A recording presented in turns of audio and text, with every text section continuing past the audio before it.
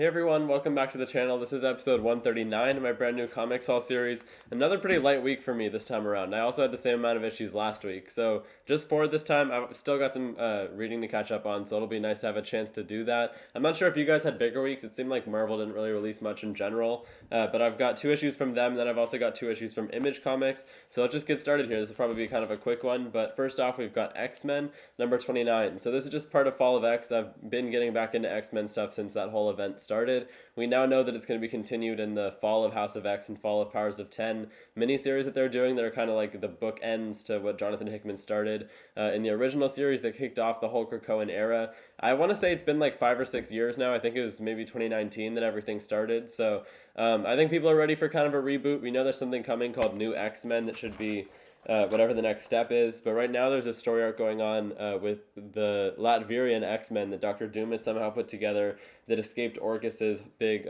purge of the X-Men and everything. Joshua Cassara on artwork on this one. The artwork is actually looking pretty cool in here. And, I mean, it's been pretty good. I mean, I'm looking forward to seeing what the deal is going to end up being with the next era, obviously. But I've been liking what they're doing with the ending to this one also. So good artwork in there. But moving on here, we've got another team book actually from Marvel. This is the last one I got from them, though. This is The Avengers number 8. So this is the Twilight Court on here. Is this new team that first appeared, I guess, in that Timeless one-shot that came out in December of last year that Marvel puts out every year to kind of give us a preview of what's going to happen in the next year of comics. That was kind of forgettable. I'm not remembering any of those members of the team, but I know that one shot kind of set up Jed McKay's whole Avengers run that he's been working on so far, so hopefully they'll give us more reason to actually like these villains in any way.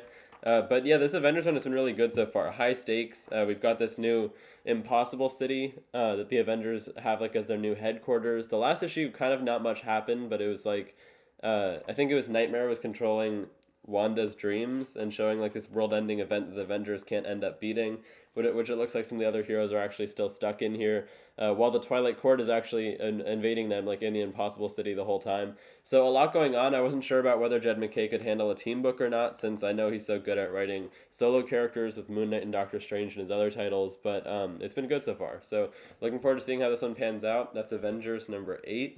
Next up, though, from Image Comics, this is one of the biggest Image titles out there right now, part of the Energon universe, but we've got Transformers number 3.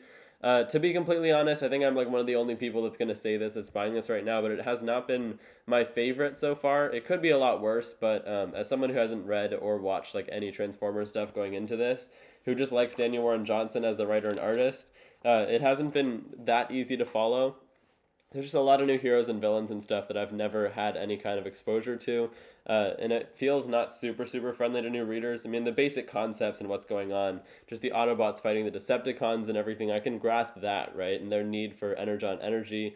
But I feel like Daniel Warren Johnson is a lot better with like more actual human character-based stuff, so hopefully we get a little bit more of that.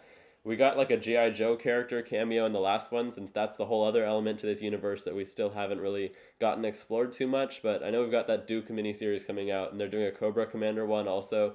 So this is just a lot of properties I know nothing about. And yeah, like I said, honestly, I really don't think that Transformers has been doing that good of a job of pulling me in. But I'll stick with it because it's Daniel Warren Johnson. Maybe he's got a bigger story to tell. That's number 3 of that, though. The final issue I picked up this week, it was Knights. So this is number 2 of that series. This is ongoing as far as I know. I'm not sure how many people are picking this one up, but my shop did a deal. I guess the distributor was able to do a deal where they give away people with pull lists the first issue for free. I would never have picked this up if I hadn't gotten that deal, because there's no creators that I'm aware of on it or anything. But I've continued buying it since then because that first issue was pretty enticing. There's definitely a lot going on in this series, I'll say that much. It's like set in, I think, Miami, someplace in Florida. I forget exactly where, but it's like this futuristic thing where there's a vampire. There's like one vampire in each city who the main character ends up kind of being adopted into a family that also oversees this vampire. There's like ghosts and stuff and monsters, all these different things going on in the city, but it really is starting to flesh out these world and the big cast of characters it has. I'm not sure what it is about it. I mean, the artwork is nothing that special. It's honestly kind of cartoonish, but I'm enjoying it overall. So I'll stick with this and see where it goes. Those first 2 issues were great, and it seems like they have a pretty big plan for this if it sells well enough. This is a recommendation. I mean, it's really early on, right? So I would recommend at least trying this one out to see what the long-term plan is going to end up being. So yeah, recommendation from me. That's Knights issue number 3. But those are the 4 issues I picked up for New Comics for New Comic Book Day this week. I want to know what you guys got though. Let me know down in the comments section below. Hopefully next week will be a little bit bigger, maybe with some new number ones or event comics or something like that, to get me a little bit more excited about some new stuff coming out. But yeah, that's what I picked up. I appreciate you guys watching as always, and I'll see you guys in the next one. Bye guys.